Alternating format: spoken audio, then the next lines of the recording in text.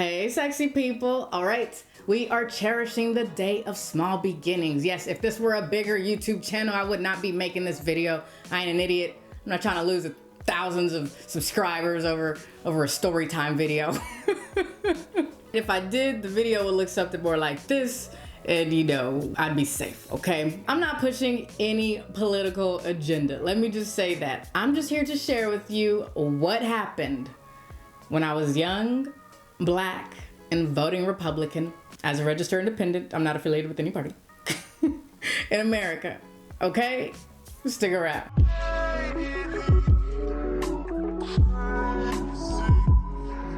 This old Black lady today, she called me an Oreo. So at least she tried to. All right, she heard me say something nice about a Republican candidate. I was like, you must be one of those there. Well, what do you call it when you black on the outside and white on the inside? And do you guys know how painful it is to have to wait for an old person to remember the racial slur? All right, welcome back. Tasha Caulfield here, writer, comedian, author of The Karen Feeding of Sex Symbols, and a bunch of other books. And I don't want to ruin that joke for anybody, but the truth behind that incident is that I was 12. I wasn't 12, I was 19. Why did I say 12? I'm just up here lying, y'all. Like, I'm just making this up. No, I'm kidding. All right, so I was 19. I was voting for the first time ever. It was a California primary, which meant that as a registered independent, I had to ask for the ballot of the party I was voting for. And the old lady, who was a poll worker, when she found out that I wanted a Republican one, that's when she went in on me. And she went in on me in front of a lot of people. And I was shook. Like, I had no idea what was going on. I was young, I was fragile, I was shaking. Like, I went into that poll booth shaking so much I could barely fill out the whole thing. And it took me a good long time to realize, like, that something much bigger was surround, that trauma that she didn't even mean to cause, I'm sure, but that had happened. And I blame it all on Dr. Martin Luther King Jr. I blame it all on him. Hear me out before you guys start trying to, drag me or riot against me or whatever. All right, so if some of you guys might remember from my last Storytime video on getting locked up at 12, that I grew up in a very poor and bad neighborhood in Los Angeles, California, known as the Jungles. Some of you guys might have seen it featured in the feel-good movie Training Day. My parents were, these immigrant parents who came here legally for a better way of life for us, or me and my siblings, and most importantly to my mom, for us to have a better education. And then that's where everything went bad. Like, in school, they taught us about this guy named Dr. Martin Luther King Jr. All right, I liked him, okay? I admit it. Like, he seemed nice. He was talking about peace. He had a nice face. It wasn't hard to, buy into his teachings. He talked about Black kids and white kids getting along and people judging each other on the contents of their character and not the color of their skin. And I did the worst thing you could do. I took him seriously. No one is really taking him seriously. I find out way later in life. But at that time, I took it to heart. I was like, all right, so this is what we're gonna do. Yeah, good dream. I like it. I'm on board. I grew up with a lot of diversity, not only just due to my mom's religion, but the school that we went to right across town was really diverse. So my best friends were from El Salvador and the Philippines and Nicaragua, and also just, regular American white and Black kids as well. And also my mom never said anything about race. She just, she mostly spoke her own language in the house. So I never really heard anything about, how race was viewed by a lot of people in America. So since I grew up in what looked like an ad for United Benetton, the whole making sure we get along together, different races, that seemed like a given. And then as far as making sure I judged people on the contents of their character and not the color of their skin, I made sure to note it the same way I would if a parent said, if you see someone with 3 eyes, don't stare. And I just went on with my life. Didn't think anything else of it, went on with my life. And that was a big mistake, huge mistake. When I got to college, not only was I completely lacking of any instinct to associate myself with a particular race, in this case, the Black race, for a sense of identity or purpose or belonging or any of the reasons why people like to associate with people of their same ethnic or racial background when they leave home. Like, I didn't have any of that stuff. And come voting season, like voting time, I had no idea that my vote was supposed to already be determined, like based on the color of my skin.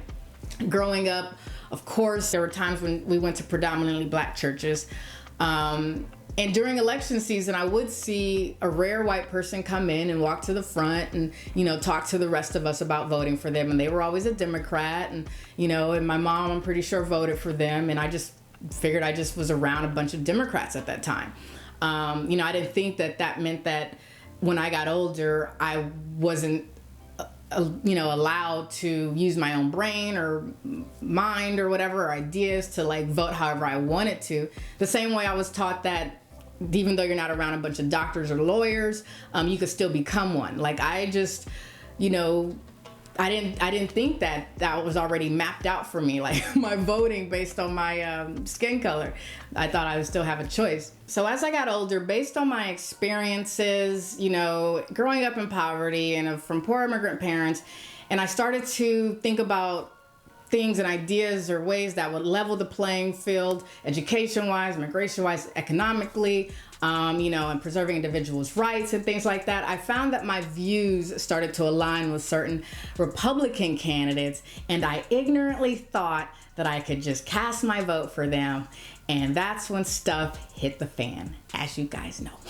That's when that old lady said the racial slur that I was, privy to, and just other sorts of just random attacks. You have to sit there and listen to people like Howard Dean at the Democrat National Convention say the only Black people at Republican conventions are the servers. Or post-election, I was in a philosophy class, and this girl just dragged me, this Black girl, because I had said that I did agree with some of the ideas that a Republican candidate had for fixing our nation's problems. And she just scolded me in front of everybody. She's like, you do not say these things in front of white people, even if you do think them. And that's when I finally got it. And I no longer will not vote for a Democrat. Always support them. No, I'm kidding. I got that all those slavery had ended in this country hundreds of years ago, or at least physically. Mentally, I was still being subjected to a form of slavery. It was mental slavery. Free thinking or freely expressing, certain thoughts was not allowed. If you didn't agree with one party, the party who has supported, civil rights in the last historical fight for them. If you didn't agree with their solutions to the problems that we currently have, you were going to be cast out and considered abnormal. You're going to be called a traitor, an Uncle Tom, someone who's trying to escape their heritage, presumably out of shame, and someone who's just basically trying to gain clout with the man.